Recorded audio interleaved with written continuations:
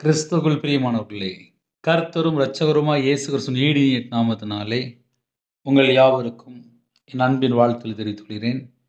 தேவன் அருளிய அப்பம் பிரேயர் மினிஸ்ட்ரி சேனல் மூலியமாக உங்களோடு சந்திப்பதில் மிகுந்த மகிழ்ச்சிகிறேன். தினம்தோறும் இரவு நேரத்திலே பரிசுத்த வேதாந்தத்திலிருந்து ஒரு பகுதி நாம் தியானித்து நம்முடைய குடும்ப பாதுகாப்பிற்காக நாம் ஜெபித்து வருகிறோம். யோவான் எழுதின சுவிசேஷம் 20ஆம் அதிகாரம் 23ஆம் வசனம். எவர்களுடைய பாவங்களை மன்னிக்கிறீர்களோ அவைகள் அவர்களுக்கு மன்னிக்கப்படும்.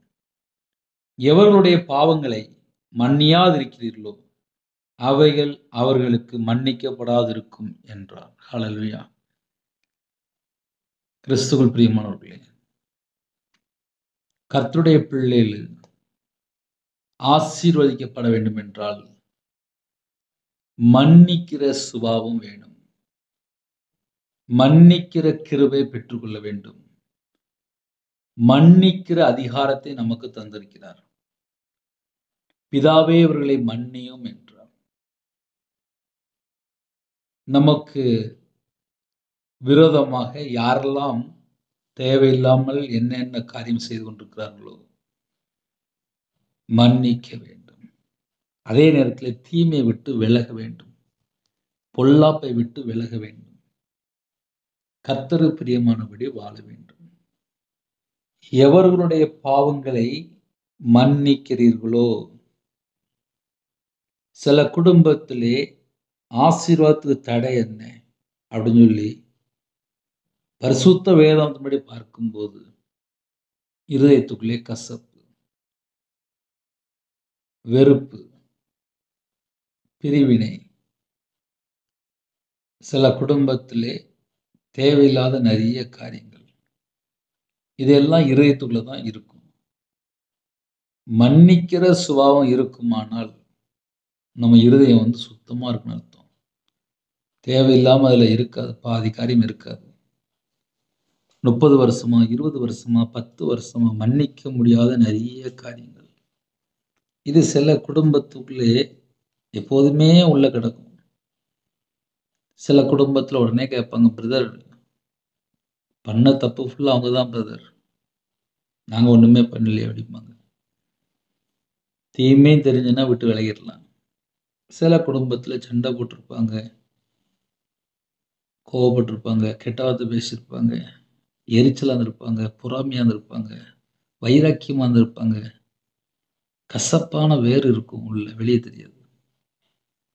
எப்ப பார்த்தாலும் அவங்களே யோசிச்சுக்கிட்டே இருப்பாங்க.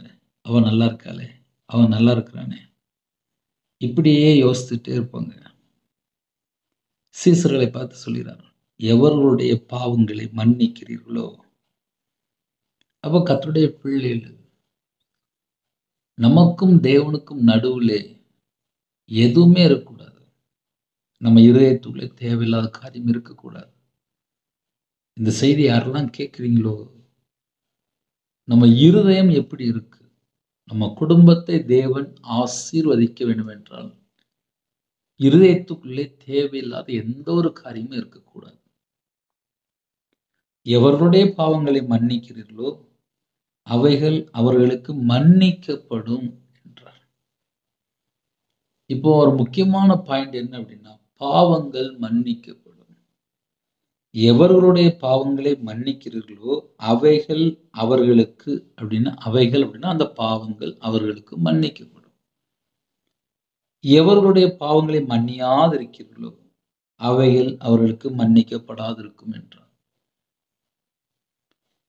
சில குடும்பத்திலே என்ன நடக்கும் அப்படின்னா, நான் மன்னிக்க மாட்டேன், நான் என்ன தப்பு பண்ணியிருக்கேன், அவன் தான் தப்பு பண்ணியிருக்கான், அவங்க தான் தப்பு பண்ணியிருக்காங்க அப்படின்னு சொல்லி இப்படியே வாழ்ந்துட்டு இருப்பாங்க. விட்டு கொடுக்கிறதோ, இறங்கி போறதோ, மன்னிக்கிற சுபாவமோ நிறைய குடும்பத்துல காணும். நிறைய குடும்பத்துல காணும். இந்த இரவு நேரத்திலே ஒருவேளை இந்த செய்தி உங்களுக்கு பிரயோஜனமா இருந்துச்சு அப்படின்னா, நம்ம இருதயத்துக்குள்ளே தேவன் வாசம் பண்ணணும். அதுக்கு தடையா இருக்கிற காரியம் என்ன அப்படின்னு சொல்லி ஒரு சின்ன காரியம் நம்ம யோசித்து பார்க்கும்போது, ஏதோ ஒரு காரியத்துல 5 வருஷம் 10 வருஷம் முன்னாடி சகோதரியா இருக்கலாம், இல்லை கணவன் மனைவியா இருக்கலாம், இல்லை மாமியார் மருமகள் பிரச்சனை இருக்கலாம், வேலை செய்கிற இடத்துல ஏதோ ஒரு காரியமாக இருக்கலாம். எங்கேயோ ஒரு இடத்துல கோவப்பட்டோ, எரிச்சலா இருந்தோ, வைராக்கியமா இருந்தோ, கசப்பு உள்ள இருக்கா? நம்ம இருதயத்துக்குள்ள தேவன் வாசம் பண்ணணும் அப்படின்னா வேற எதுவுமே இருக்கக்கூடாது. இன்னைக்கு அந்த ஒரே ஒரு பாயிண்ட் மட்டும்தான். எவர்களுடைய பாவங்களை மன்னிக்கிறீர்களோ அவைகள் அவர்களுக்கு மன்னிக்கப்படும். நமக்கு மன்னிக்கிற ஒரு கிருபை தந்திருக்காரு.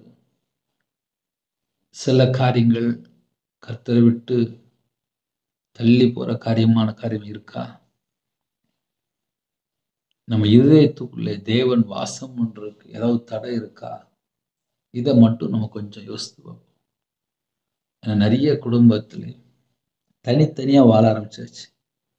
அம்மா வேண்டாம், அப்பா வேண்டாம், புருஷன் வேண்டாம், மனைவி வேண்டாம், பிள்ளைகள் வேண்டாம், இஷ்டம் போல தனியா வாழ ஆரம்பிச்சாச்சு.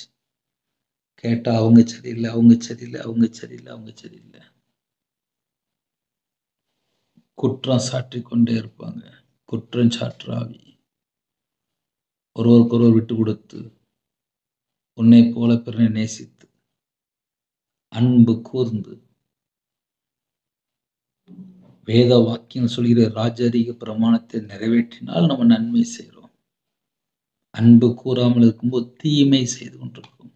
நிறைய குடும்பத்துல அன்பு கூறாமல் தீமை செய்து கொண்டிருக்கிறாங்க.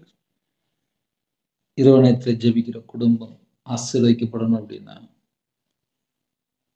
அன்பு கூறுகிற பிள்ளைகள் தான் ஆசீர்வதிக்கப்பட்டவர்கள்.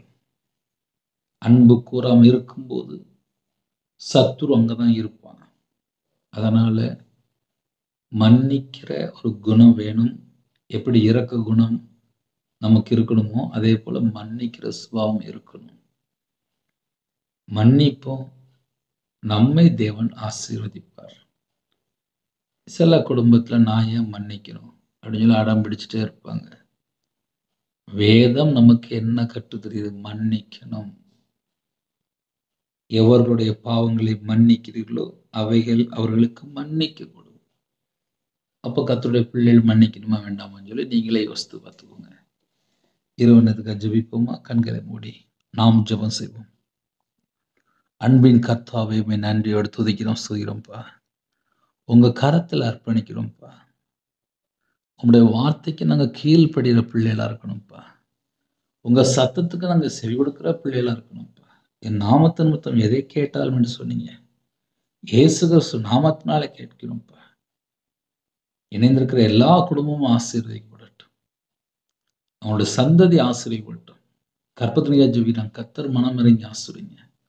மாசமா இருக்காங்க, கர்த்தர் ஆசீர்வதிங்க. டெலிவரி பண்ணுறவங்க பரம வைத்தியர் கூட இருங்க.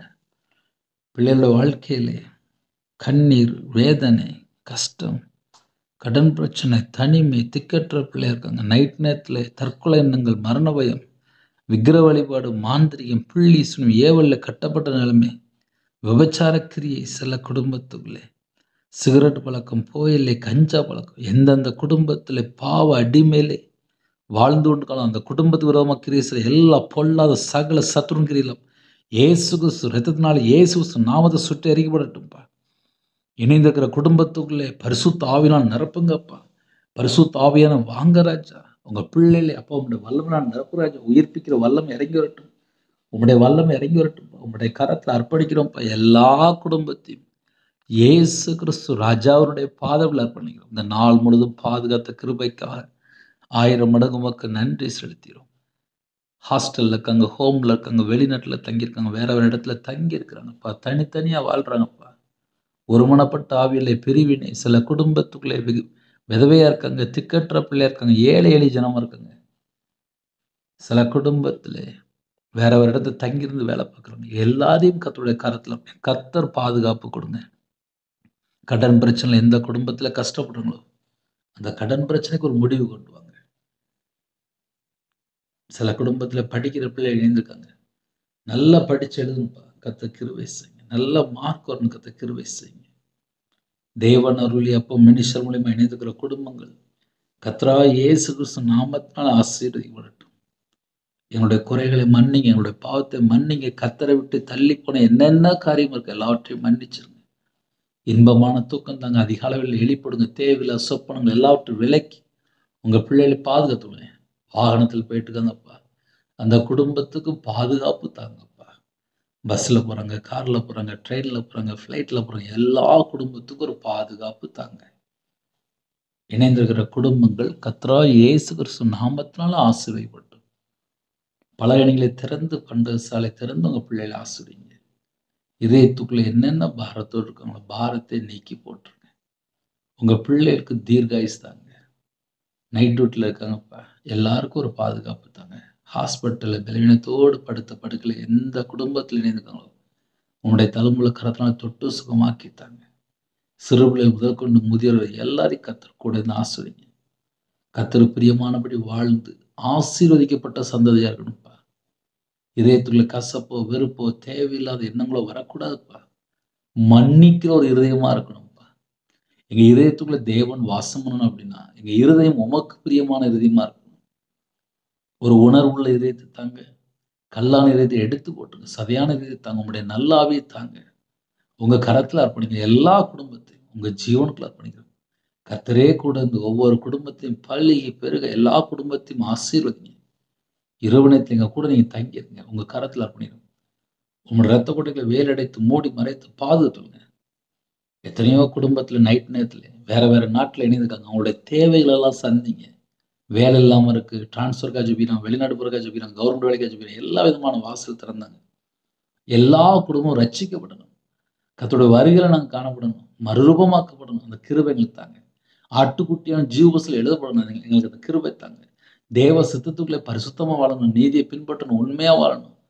எப்பொழுதும் ஸ்தோத்திரம் செலுத்தணும், எல்லாவற்றிற்கும் ஸ்தோத்திரம் செலுத்தணும். எப்பொழுதும் சந்தோஷமா இருக்கணும். இடைவிடாமல் ஜெபிக்கணும். அந்த கிருபை எங்களுக்கு தாங்க. தீமையை வெறுத்து நன்மை பின்பற்ற கிருபை தாங்க. கர்த்தருடைய கரத்துல அர்ப்பணிக்கிறோம். சுவிசேஷம் அறிவிக்கிற ஒரு பாரத்தை தாங்க. பரிசுத்தவான்கள் உங்களுடைய கரத்துல அர்ப்பணிக்கிறோம். விசுவாசிகள் உங்களுடைய கரத்துல அர்ப்பணிக்கிறோம். புதுசா இணைந்த குடும்பங்கள் ரட்சிக்கப்படணும். எல்லாரும் ஞானஸ்நானம் எடுத்து மனம் திரும்பி தேவனுக்கு பிரியமானபடி வாழ்ந்து பாவ மன்னிப்பை பெற்றுக்கொண்டு வெளிச்சத்தின் பிள்ளையா வாழணும். கர்த்தர் பொறுப்படுத்துங்க. உங்க நாமம் மகிமைப்படட்டும். துதி கன மகிமை எல்லாம் ஒருவருக்கே செலுத்தினோம். இயேசு கிறிஸ்துவின் பிதாவே ஆமென். தேவனுக்கே மகிமையுண்டாவதாக. கர்த்தர் தாமே உங்களையும் உங்கள் குடும்பத்தின் சகல காரியத்திலும் சம்பூர்ணமாக திருப்தியாக கர்த்தர் கூட இருந்து ஆசீர்வதிப்பாராக. ஆமென். கர்த்தராகிய இயேசு கிறிஸ்து கிருபையும் பிதாவாகிய அன்பும் பரிசுத்தருடைய ஐக்கியமும் எப்பொழுதும் எப்பொழுது சதா காலங்களிலும் நம்மளோடு கொடுப்பதாக. ஆமென். கிறிஸ்துவ பிரியமானவர்களே, 9363064181 நம்பரில் உண்டாலும் நாங்கள் உங்களுக்காக குடும்பத்தில் ஜெபிப்போம். நீங்களும் எங்களுடைய ஊழியக்காரத்துடன் ஜெபித்துக் கொள்ளுங்கள். God bless you.